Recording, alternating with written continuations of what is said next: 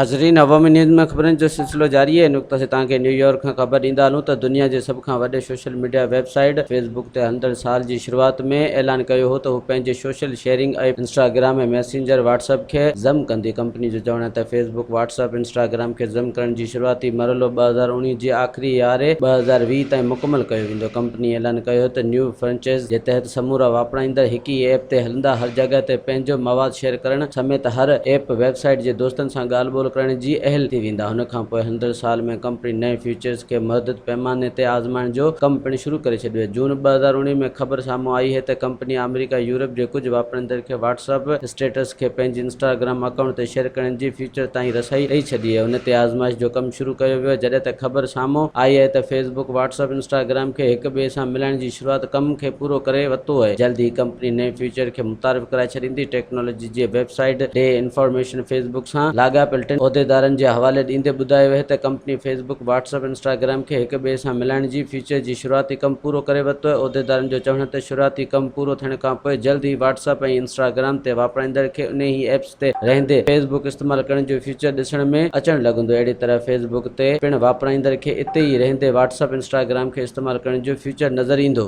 वधीक ख़बरनि ऐं तफ़सील लाइ विज़िट कयो अवामी news Facebook page, YouTube page ऐं अवामी न्यूज़ वेबसाइट।